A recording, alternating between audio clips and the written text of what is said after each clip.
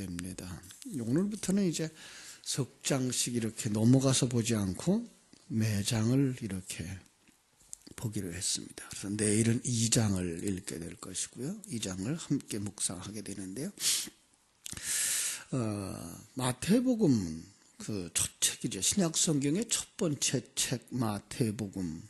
이 큰 그림 속에서 마태복음의 위치라고 하는 건 이제 400년의 암흑기, 어둠 속에 빛으로 오신 그 예수, 400년의 암흑기 속에서 3년 반 이제 그 예수님의 생애, 이것이 이제 사복음서로 기록되어지고 있고요. 그 다음에가 이제 3년 반이 사도행전으로 그려져 있는 그런 그림입니다. 그래서 복음서와 사도행전까지 해서 어떤 면에서 사복음서는 바로 하나님의 생명 이런 면에서 그려주고 있고, 그리고 사도행전은 생명으로 말미암은 열매 이런 그림을 그려주고 있습니다. 마태복음은 사복음서와 같이 3년 반의 예수의 생애를 그려서 말하고 있으면서 거기 하나님의 생명이라는 의미를 우리에게 주고 있어요. 그 속에서 그래서 하나님의 계획을 보게 되고 하나님이 일하심을 보게 되고요. 그죠? 그 속에서 이제 진리가 무엇인지 성령으로 말씀으로 이제까지 이것이다 라고 생각했던 종교적인 형태, 의식, 옛사람, 옛성전 부숴버리는 일이 표현되어져 있는 것을 보게 됩니다.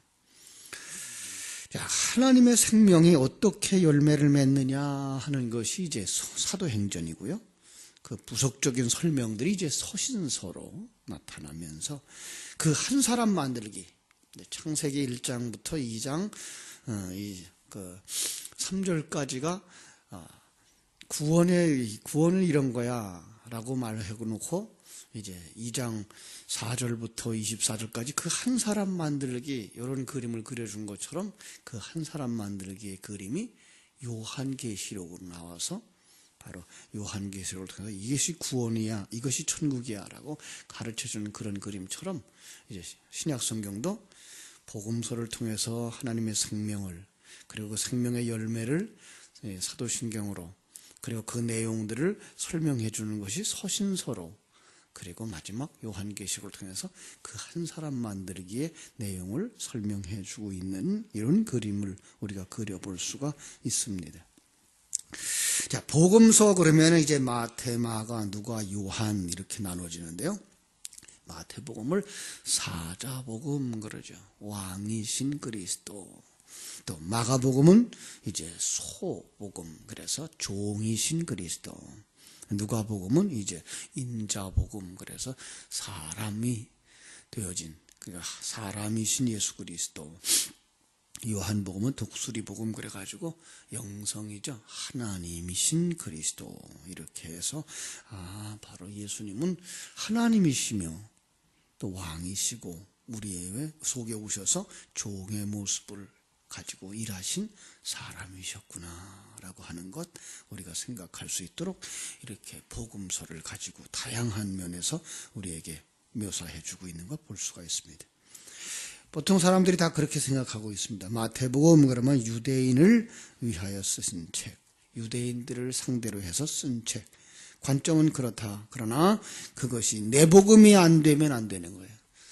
그러니까 유대인들의 그 종교적이고 형태와 그 형식적인 상황을 가지고 있는 자들을 부수고 생명이신 예수 그리스도를 전해주기 위해서 쓰여진 책, 이렇게 보시면 되겠습니다. 그래서 이런 형식적, 너무 틀에 갇혀 있던 이런 부분들을 전부 다 이제 거부하시는 하나님의 모습을 보면서 우리 속에 그런 것은 없는가 살피도록 하시는 그런 서책이 마태복음이라고 해야 될 것입니다.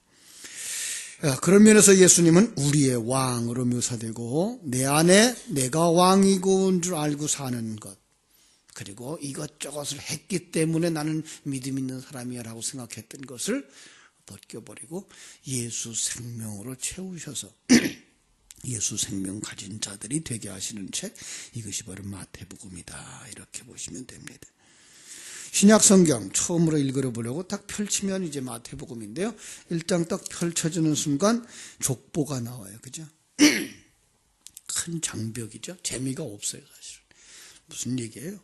아브라함의 자손, 아브라함과 다윗의 자손, 예수 그리스도의 세계라. 먼저는 세계라 그렇게 됐었어요. 그죠?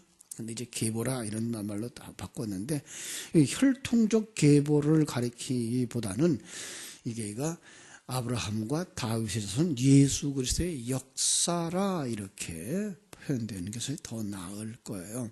그냥 족보로 보면 별 의미가 없는데, 보이지 아니하는 하나님, 그와 함께 하심, 그의 일하심을 구원받는 내용인데, 그것을 보여준 사람들 이렇게 보시면 돼요. 그러니까 이 여기에 나오는 족보에 나온 사람들은 다 이 예수 그리스도로 말미암아서 구원받는 그 구원의 이야기를 우리에게 보여주고 있는 것. 그것을 2절부터 16절까지 낳는 역사 이렇게 봤어요. 낳는 역사. 이런 단어를 써놓으면 조금 좀 더 쉽게 이해를 하겠죠. 낳다, 그러죠? 누가 누구를 낳아요? 아버지가 아들을 낳는 거예요. 여러분, 우리가 조금 이상하게 생각하죠? 응? 어머니가 자식을 낳지요. 그런데 성경은 아버지가 아들을 낳고 아버지가 손자를 낳아요. 이런 모습이에요. 그것은 왜 그럴까요? 성경 속에는 생명을 가진 그 아버지에 의해서 생명을 가진 아들이 태어나는 것, 이런 의미예요. 그 하나님의 생명을 가지고서 새로운 자녀가 태어났을 때 그것을 아버지가 아들을 낳았다, 이렇게 표현하고 있는 것을 볼 수가 있습니다. 고린도전서 4장 15절을 보아도 그렇게 말할 수 있고요. 그죠? 한번 볼까요? 고린도전서 4장 15절. 바울 사도는 이렇게 말하죠. 고린도전서 4장 15절에서 그리스도 안에서 1만 스승이 있으되 아버지는 많지 아니하니 그리스도 예수 안에서 내가 복음으로써 너를 낳았다. 그죠? 너희를 낳았음이라. 자, 복음으로서 낳았다라고 말해요. 그죠? 빌레몬서 1장 10절에서도 옥에 갇힌 중에 낳은 아들 오네시모라는 말을 말하고 있고요. 디모데를 향하여서도 나의 아들 디모데 이렇게 말하는 것을 볼 수가 있습니다. 그러므로 많은 사람들은 마태복음을 이 혈통으로만 볼까봐 누가복음에서는 이제 거꾸로 족보를 써 올라가죠. 누가복음 3장 23절로 38절에 보면 거꾸로 올라가요. 쭉 거꾸로 올라가면서 마지막에 누가 나오죠? 이렇게 돼 있어요. 마지막 38절에 보면 셋의 아비는 아담이요 아담의 아비는 하나님이라. 뭐 거기 위에는 이렇게 되어 있는데 사실은 그것은 조금 더 정확하게 표현하면 우리로 말하면 이렇게 우리의 집을 얘기할게요. 우리의 집안에 이제 할아버지가 있고 제가 있고 우리 아들이 있어요. 그런데 아들 이름을 대면서 동현이는 좌영이요 좌영이는 인수라 이렇게 돼 있는 거예요. 그 글자 그대로 해석하면 왜 그렇죠? 아들이 있는데 그 아들이 없고 아들 안에 누가 있는 거예요? 아버지가 있는 거예요. 그 아들 안에 누가 있는 거예요? 아버지가 있는 이런 그림이에요. 이걸 그냥 족보로만 보지 않고 그 속에 누가 있어요? 자기가 비워지고 자기 안에 자기에게 주신 생명을 주신 그분이 있는 바로 이런 그림을 족보로 그려내고 있다라는 거 우리가 한 번쯤 깊이 생각할 수 있어요. 특별히 유대인에게는 다윗 언약을 그렇게 중요하고 있기 때문에 이 다윗의 족보 속에서는 예수 그리스도를 그의 자손이다 이렇게 말하고 있죠. 사무엘하 7장에서 언약했던 것처럼 그의 자손 가운데에 메시아가 날 거다, 왕이 날 거다라고 강조하고 있어요. 그래서 다윗이라는 그 이름을 강조하고 있어요. 데이비드라는 그 이름을 강조하고 있어서 그 숫자 값이 이제 14예요.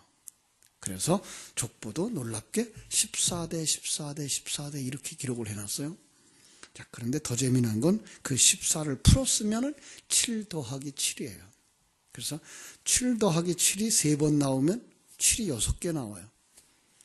완전수가 되려면 7도 7개 나와야 되죠. 그래서 완전한 족보가 되려고 그러면 마지막 하나의 그룹이 더 들어가야 되는데 그 마지막 하나의 그룹은 바로 예수 그리스도로 말미암아 생겨난다. 이런 그림을 그려주어서 마지막 그룹 속에다가 머리만 남겨놓은 거예요. 머리만 그려놓은 거예요. 예수 그리스도. 그래서 예수 그리스도를 보여주면서 이렇게 태어나고 이렇게 완성되어진 자들이 예수의 족보 안에 들어간다라고 그림을 그려주고 있는 것이 바로 예수님의 족보이기도 한 거예요. 그래서 이제 자, 그런데 그 속에 여자들의 이름도 살짝 끼워 넣었어요. 여자들의 이름 5명이에요. 5명. 숫자값 5 기억하시고요. 거기에 또 5명의 또 우리가 그렇게 위대한 여인들의 그림이 아닌 죄인이었던 사람들, 자식을 전혀 낳을 수 없는 상황의 여인들의 이야기가 들어가 있는 거예요. 한번 볼까요? 다말이라고 하는 여자, 그죠? 시아버지 유다에게서 씨를 받아서 자식을 낳은 여자. 근데 그게 예수님의 족보에 들어가요. 또 라합이라고 하는 여자, 그죠? 여리고성에 이렇게 이스라엘 백성들이 침략해 들어갈 때에 이 자기의 나라를 버리고 새로운 나라를 맞이하는 사람의 그림, 그죠? 자기가 이제까지 살았던 여리고성을 뭐예요? 버리는 거예요. 그리고 새로운 나라를 받드는 거예요. 이 세상의 나라를 가지고 어떤 사람이 이 세상 나라를 버리고 하나님의 나라를 받아들이는 그런 자라. 그게 라합인 거예요. 루시라고 하는 여인, 보아스를 통해서 자식을 낳는, 전혀 남편을 다 잃어버리고, 그죠? 자기의 씨를 줄 만한 어떤 근거도 없는 그런 상황 속에서 보아스를 통해서 자녀를 낳는 밧세바, 다윗에 의해서, 그죠? 솔로몬을 낳게 하는 여자, 마리아. 사실 상황들을 보면은 하나도 그들은 아들을 낳을 수 있는 상황이 아니었다라는 걸 우리에게 가르쳐 주는 거예요. 떳떳하게 순조롭게 결혼과 자녀를 낳을 수 있는 상황이 아니었던 거예요. 5이라는 숫자값, 율법의 상징이죠. 보이는 것이 전부가라고 생각했던 세계, 그것이 바로 이들이었는데, 그럼에도 불구하고 그들이 하나님의 은혜에 의해서 진리의 씨를 받아서 마침내 아들을 낳은 자들, 더 정확하게 묘사하면 하늘나라를 유업으로 받을 하나님의 아들들이 된 사람들, 이런 의미예요. 그 대표적인 사람이 마리아와 예수다라고 오늘 거기 18절부터 25절까지를 설명해 주고 있는 그림입니다. 물론 역사 속에서는 동정녀 마리아와 성자 하나님이 이 땅에 오셔서 도성인신하신 예수 그리스도가 태어나심 맞습니다. 그러나 그것을 통해서 그림으로 우리에게 전해줄 때에는 바로 이러한 영적 깊은 의미가 있어서, 이건 옛날에 마리아가 예수를 낳았던 그 이야기로 끝이지 않고 오늘 여러분과 내가 마리아가 되어지고 여러분과 내 안에 새 생명 예수 그리스도가 잉태되어져서 옛사람을 벗어버리고 새 사람으로 완성되어지는 그러한 그림으로 보시라는 이런 의미입니다. 그렇습니다. 마리아 자식을 낳을 수 있을까요? 동정녀 마리아예요. 동정녀 마리아라는 말은 뭐예요? 남자를 가까이 하지 아니한 여자, 남자와 잠자리를 같이 해본 적이 없는 여자, 이런 의미예요. 다시 말하면 남자의 씨를, 정자를 받지 아니한 여자, 이런 의미예요. 그건 이제 천지가 개벽이 되어져도 자식을 가질 수가 없는 그런 상황, 이런 그림을 그려내고 있는 거죠. 그렇죠? 불가능한 일이에요. 그래서 그걸 분명히 하는 내용이 18절에 기록되어 있죠. 자, 보겠습니다. 18절. 예수 그리스도의 나심을 이러하리라. 그의 어머니 마리아가 요셉과 약혼하고 동거하기 전에 성령으로 잉태된 것이 나타났더니, 약혼을 했지만 동거하지 않았다. 예. 임신하고 출산할 그런 것은 생각도 못하는, 남자가 없었는데 어떻게 생각을 하겠어요. 그죠? 그런데 성령으로 잉태된 것. 이것은 역사 속 사건이지만 성도가 하나님의 은혜 속에서 진리의 말씀, 성령을 통해서 예수를 영접한 상태인 거예요. 이게 우리 속에서는 절대로 불가능하다는 얘기예요. 세상 사람들 속에서는 절대로 불가능하다는 거예요. 그 아들을 임신했다, 그 예수를 내 안에 모셔드렸다라는 게 이게 하나님의 일이라는 거예요. 절대 불가능한 세계 속에서의 하나님의 일이라는 거예요. 그럼 기적 중에 가장 큰 기적은 우리가 예수를 믿는 거라는 거예요. 예수님을 내 안에 모시고 사는 것, 이게 기적 중에 가장 큰 기적이라는 거예요. 절대 불가능했던 일이 발생된 거예요. 이게 우리들이에요, 지금. 우리가 얼마나 은혜 받은 자의 자리에 있는가를 다시 한번 묵상할 수 있는 자리예요. 마리아가 하나님의 아들을 잉태할 수 있었던 그런 영광의 자리처럼 우리가 바로 이러한 영광스러운 자리에 들어가 있는 거예요.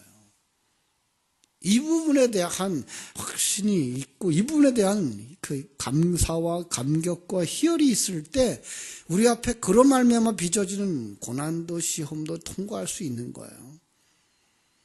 이게가 먼저예요.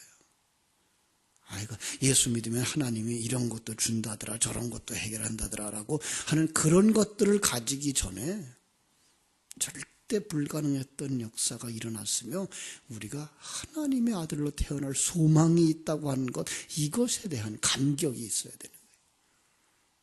그런데 사람들한테는 그게 잘 안 보여요. 왜죠? 우리는 그냥 보이는 게 전부인 것처럼 생각하고 거기에다 가치를 두고 살아가고 자기 자존심에다 가치를 걸고 살아가서 자기 자존심 세워주고 또 명예 세워주고 그 세상에 물질을 부여해주면 그게 행복인 줄 아는 게 습관이 되었기 때문에 그걸 벗어버리는 게 그렇게 힘든 거예요. 울어도 못하고, 그죠? 애써도 못하는 거예요. 힘써도 못하는 거예요. 근데 하나님이 이루신 거예요. 우리는 그 은혜 속에 들어가 있는 사람들, 먼저 그 감격이 여러분 속에서 샘솟듯 하게 되기를 주님의 이름으로 축원합니다. 요셉까지도 가만히 파혼을 결심할 정도로 절대로 불가능한 일이 발생한 거예요. 그죠? 기적. 그때 하나님의 계시가 일어납니다. 누가복음 1장에 보면은 마리아에게 먼저 계시를 해 주었고요. 오늘 말씀에 보면은 이제 그 남편 요셉에게 하나님이 계시하고 있는 것을 볼 수가 있습니다.